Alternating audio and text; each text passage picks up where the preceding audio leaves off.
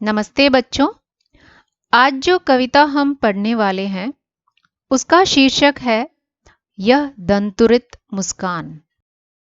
इस कविता के कवि का नाम है नागार्जुन। इनका जन्म बिहार के दरभंगा जिले के सतलका गांव में सन 1911 में हुआ। लोक जीवन के प्रति गहरा लगाव रखने के कारण ये भ्रष्टाचार, राजनैतिक स्वार्थ और पतनशील समाज की स्थितियों के प्रति सजग रहकर अपने साहित्य में इनका उल्लेख करते रहे। इन्होंने हिंदी, मैथिली, बंगला और संस्कृत में अनेक कविताएं लिखी। मातृभाषा मैथिली में वे यात्री नाम से प्रसिद्ध हैं। यह दंतुरित मुस्कान, यहाँ दंतुरित का मतलब है बच्चों के नए नए दांत और मुस्कान का मतलब मुस्कुराहट। तो इस कविता में कवि नागार्जुन ने बच्चे की दुधमुही मुस्कान, यानी जिसके दूध के दांत अभी टूटे ना हो, उस मुस्कान को अत्यंत सुंदर तथा मनोहरी बताया है। मतलब मन को आकर्षित करने वाला, और जो मुस्कान कठोर हृदय वाले व्यक्ति को भी उत्तेजित तथा जीवंत बना देने वाली कहा है। कवि ने बच्चे के अपलक निहारने का, अर्थात बिना पलक झपकाए गौर से देखने को अति सुंदर ढंग से चित्रण किया है। साथ ही कवि द्वारा इस सत्य पर भी प्रकाश डाला गया है कि इस दुनिया से शिशु को परिचित करवाने में माँ की भूमिका अत्यंत महत्वपूर्ण होती है। कविता की पंक्तियां कुछ इस प्रकार है। तुम्हारी यह दंतुरित मुस्कान मृतक में भी डाल देगी जान। तुम्हारी यह दंतुरित मुस्कान मृतक में भी डाल देगी जान। धूली धूसर तुम्हारे ये गात, छोड़कर तालाब मेरी झोंपड़ी में खिल रहे जलजात। छोड़कर तालाब मेरी झोंपड़ी में खिल रहे जलजात।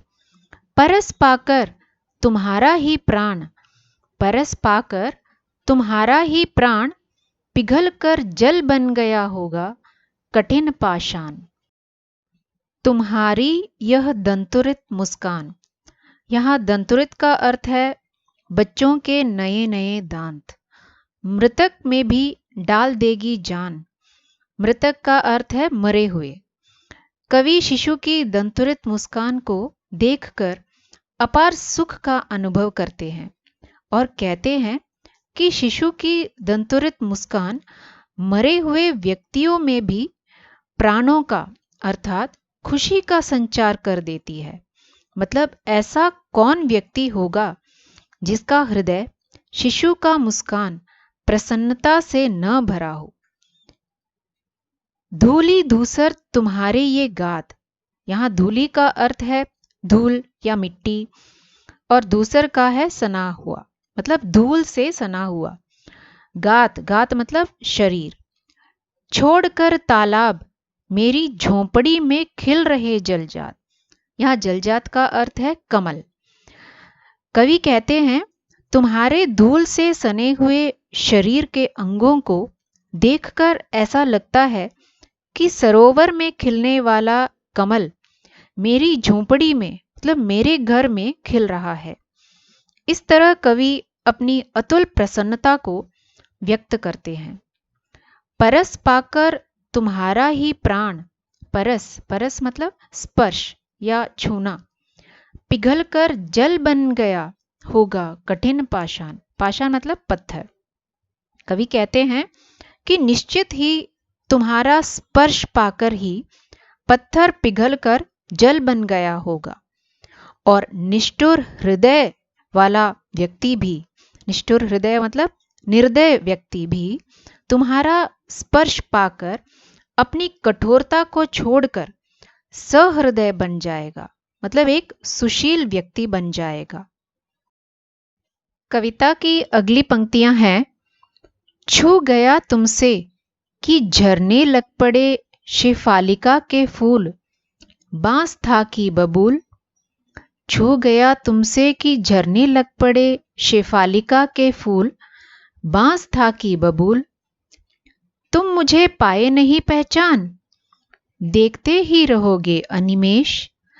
थक गए हो, आंख लूं मैं फेर, छू गया तुमसे कि झरने लग पड़े शेफालिका के फूल। यहाँ शेफालिका एक प्रकार का सफेद रंग का फूल है जिसे औषधि के रूप में उपयोग किया जाता है। बांस था कि बबूल, कवि का कहना है कि तुम्हारा स्पर्श पाकर तो बबूल और बांस के पेड़ों से भी शेफालिका के फूल झरने लगेंगे। अर्थात तुम्हारा स्पर्श यानी तुम्हारा छूना इतना सुकोमल और प्रसन्न करने वाला है कि कठोर से कठोर दुष्ट इंसान भी भावुक हो उठेगा। तुम मुझे पाए नहीं पहचान, देखते ही रहोगे अनिमेष। अनिमेष का अर्थ है अपलक। जैसे छोटे बच्चे बिना पलक झपकाए देखते हैं ना, वैसे। थक गए हो, आंख लूं मैं फेर। बच्चा कवि को पहचान नहीं पा रहा है और उन्हें अपलक देख रहा है। कवि कहते हैं कि यदि वह इस तरह अपलक देखते देखते थक गया हो तो उसकी सुविधा के लिए मैं अपनी आंखें फेर लेता हूं, अर्थात मैं ही अपनी दृष्टि हटा लेता हूं। कविता की अगली पंक्तियों को देखिए। क्या हुआ यदि हो सके परिचित न पहली बार, यदि तुम्हारी मां न माध्यम बनी होती आज। मैं न सकता देख, मैं न पाता जान, तुम्हारी यह दंतुरित मुस्कान। धन्य तुम, मां भी तुम्हारी धन्य। धन्य तुम, मां भी तुम्हारी धन्य। चिर प्रवासी मैं इतर, मैं अन्य। इस अतिथि से प्रिय तुम्हारा क्या रहा संपर्क। क्या हुआ यदि हो सके परिचित न पहली बार, यदि तुम्हारी मां न माध्यम बनी होती आज। यहाँ माध्यम का अर्थ है दोनों के बीच वाला। मैं न सकता देख, मैं न पाता जान, तुम्हारी यह दंतुरित मुस्कान। कवि कहते हैं तुम मुझे पहली बार में नहीं पहचान सके तो कोई बात नहीं, परंतु तुम्हारी मां मध्यस्थ न होती तो तुम्हारी यह दंतुरित मुस्कान को मैं देख नहीं पाता और न ही तुम्हारी मुस्कान की मधुरता का आनंद उठा पाता। धन्य तुम, मां भी तुम्हारी धन्य। चिर प्रवासी मैं इतर, मैं अन्य। यहाँ प्रवासी का अर्थ है विदेश में रहने वाला और इतर का अर्थ है अन्य या कोई और। इस अतिथि से प्रिय तुम्हारा क्या रहा संपर्क। संपर्क का अर्थ है संबंध। कवि शिशु से कहते हैं कि मैं तो लंबे समय तक प्रवास ही करता रहा, यानी विदेश में रहता था, इसलिए मैं तुम्हारे लिए अतिथि के समान हूं। मुझसे तो तुम्हारा कभी संपर्क ही नहीं रहा। इसका मतलब है कवि स्वयं को शिशु के लिए इतर मान रहे हैं, यानी कोई अन्य व्यक्ति हैं, क्योंकि वे अधिकतर विदेश में रहते थे। अतः पितृदायित्व का निर्वाह न कर पाने के कारण वह अपने आप को इतर मानते हैं।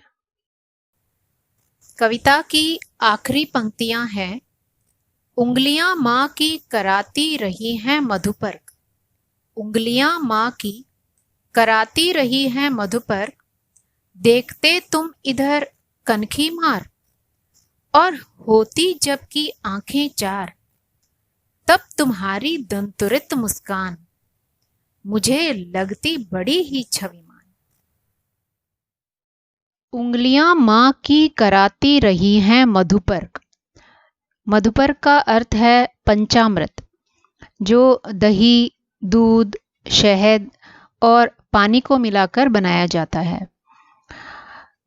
कवि कहते हैं, तुम्हारी माता ही अपनी उंगलियों से शहद आदि मधुपर कराती रही। अर्थात शिशु माँ की गोद में खेलकर स्नेह को प्राप्त करता रहा और माँ अपने प्रिय शिशु को अपनी गोद में खिलाकर प्रसन्न होती रही। इस प्रकार दोनों धन्य हैं। इसलिए शिशु का परिचय सिर्फ माता से ही रहा। देखते तुम इधर कनखी मार। कनखी मार का अर्थ है तिरछी निगाह से देखना। और होती जबकि आंखें चार। आंखें चार का मतलब आंखें मिलाना या आंखें मिलना। तब तुम्हारी दंतुरित मुस्कान मुझे लगती बड़ी ही छविमान। छविमान का अर्थ है सुंदर। तुम मुझे कनखियों से टेढ़ी दृष्टि से देख रहे हो और मानो प्रश्न कर रहे हो कि अब तक कहाँ रहे और अब स्नेह दिखा रहे हो। कनखियों से देख मुझे पहचानने का प्रयास कर रहे हो और आंखें मिलती ही तुम मुस्कुरा उठते हो। जब मुस्कुरा उठते हो तो उस समय की छवि बड़ी मोहक लगती है और मेरे हृदय में वात्सल्य भाव उमड़ पड़ता है। अंत में मैं यह कहना चाहूंगी कि वात्सल्य से परिपूर्ण इस कविता में कवि छोटे बच्चे की मधुर, पवित्र एवं मंद मंद मुस्कान की अनेक सुंदर छवियों का भावमय चित्रण किया है। कवि ने मां के इस उपहार को अमूल्य माना है तथा उसके प्रति आभार भी प्रकट किया है।